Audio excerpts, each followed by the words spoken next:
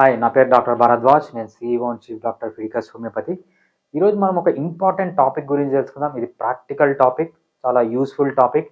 దీన్ని ఏమంటామంటే sitz bath for piles, లేకపోతే మొలలు కానీ లేకపోతే అర్షమొలలు అంటారు చూసారా, హెమరాయిడ్స్ అనే డిఫరెంట్ నేమ్స్ అంటారు. అది వచ్చినప్పుడు ప్రికాషన్స్ ద్వారా సిడ్జ్ బాత్ అనేది ఎలా చేయాలి. సిడ్జ్ బాత్ అంటే ఏంటంటే జస్ట్ టబ్లో కూర్చోవడం. అది ఎలా కూర్చోవాలి, ఇది 2 రకాలు ఉంటుంది. 2 ఇంపార్టెంట్ థింగ్స్ మీరు తెలుసుకుంటారు. ఒకటి ఏంటంటే సిడ్జ్ బాత్ ఎలా చేయాలి, సిడ్జ్ బాత్ ఎందుకు చేయాలి, ఈ ఎందుకు ఎలా అనేవి చాలా ఇంపార్టెంట్. మనం సిడ్జ్ బాత్ ఎందుకు ఎలా చేయాలి అనేది తెలుసుకునే దానికంటే ముందు అసలు పైల్స్ అంటే ఏంటి అనేది చాలా బ్రీఫ్గా తెలుసుకుందాం. పైల్స్ అంటే ఏంటి అని తెలుసుకున్నప్పుడు ఇది మన యానల్ కెనాల్ అనమాట. ఈ పైన పోర్షన్ని రెక్టమ్ అంటాం అనమాట. రెక్టమ్ అంటే ఏంటంటే ఇక్కడ స్టూల్ అనేది స్టోర్ అవుతుంది. అంటే మనం తిన్నదంతా ఇక్కడ స్టోర్ అవుతుంది. పొద్దున్న లేస్తేనే ఈ కెనాల్, ఈ పైప్ లాగా ఉంది చూసారా, దీంట్లో నుంచి బయటకు వస్తుంది అనమాట. దీన్ని యానల్ కెనాల్ అంటాం. మీరు ఇక్కడ చూస్తే ఏమవుతుందంటే ఈ యానల్ కెనాల్లో ఇక్కడ లోయర్ పార్ట్ ఉంది, అప్పర్ పార్ట్ ఉంది. ఈ లోయర్ పార్ట్లో ఏమవుతుందంటే రిచ్లీ సప్లైడ్ బై నర్వ్స్. ఇక్కడ నర్వ్స్ అనేవి చాలా ఉంటాయి. సొమాటో సెన్సరీ నర్వస్ సిస్టమ్ ఇక్కడ ఉంటుందన్నమాట, ఇక్కడ ఉండదు. ఇక్కడ ఏదన్నా ప్రాబ్లం వస్తే ఏమవుతుందంటే సివియర్ పెయిన్ వస్తుంది. ఎప్పుడైతే ఇక్కడ పెయిన్ వస్తుందో, ఇక్కడ చూసారా ఇదొక స్ట్రక్చర్ ఉంది, ఇదొక స్ట్రక్చర్ ఉంది. ఇది 2 మజిల్స్ అనమాట. ఇదొక మజిల్, ఇదొక మజిల్. దీన్ని ఏమంటామంటే ఇంటర్నల్ యానల్ స్ప్లింటర్ అంటాం అనమాట. దీన్ని ఎక్స్టర్నల్ యానల్ స్ప్లింటర్ అనమాట. ఈ internal anal splinter, external anal splinter అనేది ఒక మజిల్స్.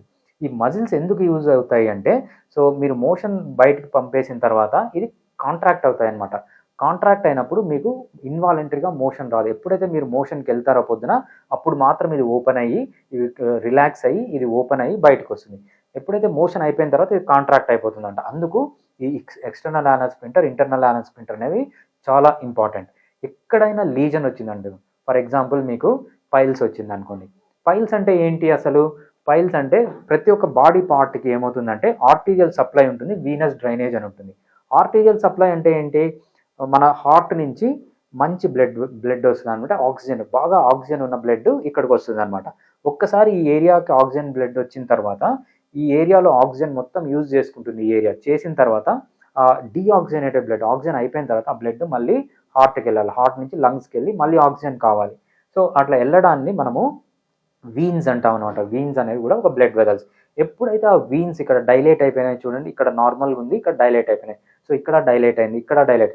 ఎప్పుడైతే ఆ వీన్స్ వాచిపోతాయో యానల్ రీజన్లో, దాన్నే మనము పైల్స్ అంటాము, మొలలు అంటాము, లేకపోతే హెమరాయిడ్స్ అంటాము, అర్షమొలలు అంటాము, మూలశంక అంటాం. డిఫరెంట్ నేమ్స్ దీన్ని పిలుస్తారనమాట. ఇక్కడ మనకి ఏం కనిపిస్తుంది అంటే different types of piles. Internal piles, external piles. Internal పైల్స్లో మళ్ళీ గ్రేడ్ 1, గ్రేడ్ 2, గ్రేడ్ 3, గ్రేడ్ 4 ఇక్కడ కనిపిస్తున్నాయి. ఇక్కడ కనిపించేది ఎక్స్టర్నల్ పైల్. అన్ని రకాల పైల్స్ ఇక్కడ కనిపిస్తున్నాయి అనమాట. బేసిక్గా మీరు గుర్తుపెట్టుకోవాల్సింది ఏంటంటే మీ వీన్స్ ఏవైతే చెడు రక్తాన్ని తీసుకెళ్తాయో అది డైలేట్ కావడమే మనము పైల్స్ అంటాం అనమాట. ఇక్కడ ఇంపార్టెంట్ థింగ్ ఏంటంటే ఇక్కడ ఏదన్నా లీజన్ వచ్చినా, లోయర్ పార్ట్లో లీజన్ వచ్చింది అనుకోండి, చాలా పెయిన్ఫుల్గా ఉంటుంది.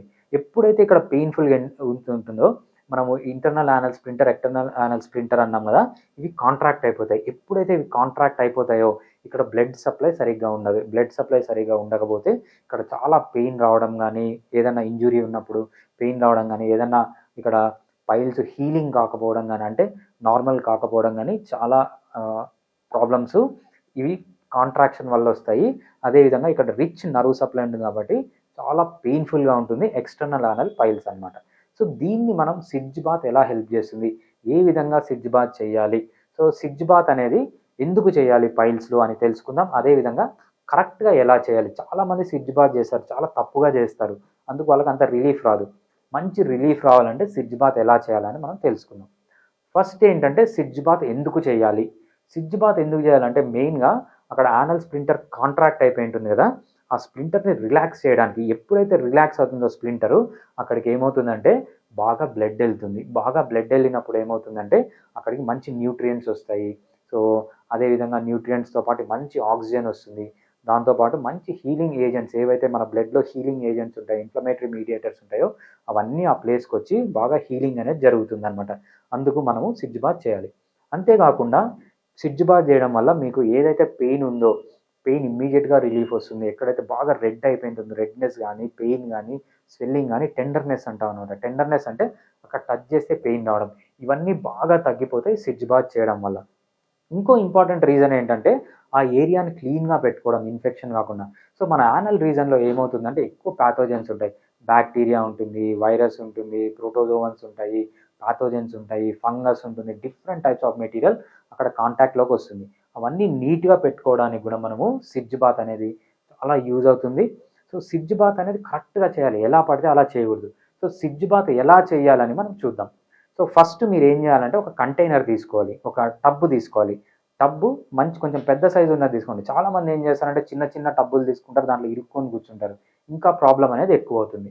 సో ఎప్పుడైతే మీరు మంచి సైజు టబ్బు తీసుకొని దాంట్లో 3 to 4 inches వాటర్ పెట్టండి. సో వాటర్ కూడా ఎలా ఉండాలి, వామ్ వాటర్, చాలా చల్లగా ఉండకూడదు, చాలా వేడిగా ఉండకూడదు. మీకు వాటర్ చాలా చల్లగా ఉన్న పెయిన్ అవన్నీ ఇంక్రీజ్ అవుతాయి, చాలా వేడి ఉన్నా కూడా ఇరిటేట్ చేస్తుంది.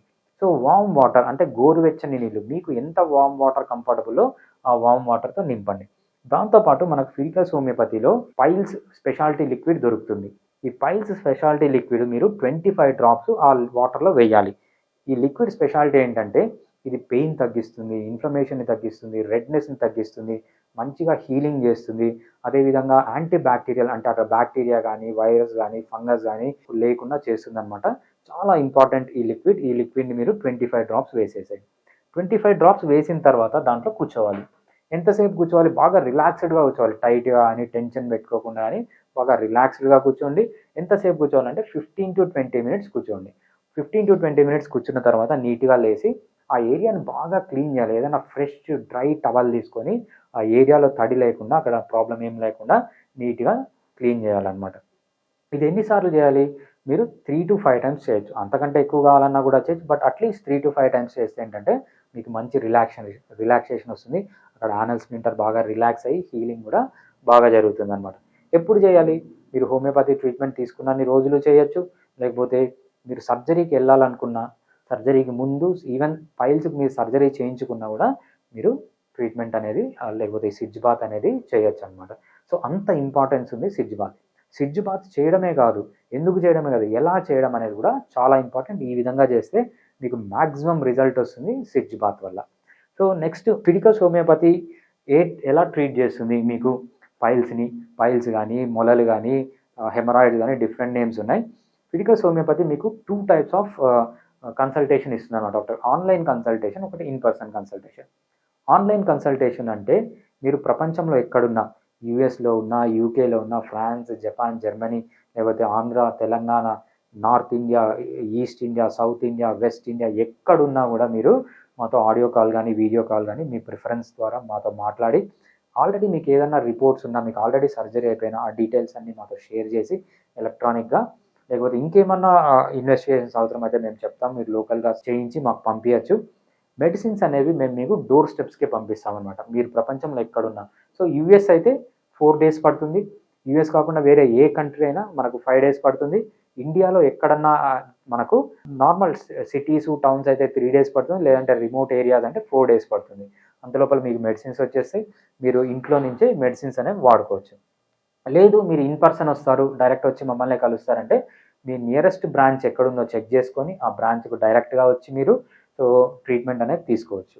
నెక్స్ట్ అసలు ఫిడికస్ హోమియోపతిలోనే ఎందుకు ట్రీట్మెంట్ తీసుకోవాలంటే, ఫిడికస్ హోమియోపతి అనేది ఆల్మోస్ట్ స్పెషాలిటీ ఫర్ పైల్స్ అని చెప్పచ్చు అనమాట. సో మాకు పైల్స్ని కానీ, యానల్ కెనాల్లో వచ్చే వేరే డిసీజ్ కానీ ట్రీట్ చేయడంలో మా డాక్టర్స్కి మంచి ఎక్స్పీరియన్స్ ఉంది. సో మా డాక్టర్స్ అందరూ చాలా highly knowledgeable, highly experience, highly passionate. అందుకు సక్సెస్ రేట్ అనేది ఫిడికస్ హోమియోపతిలో చాలా ఎక్కువగా ఉంటుంది.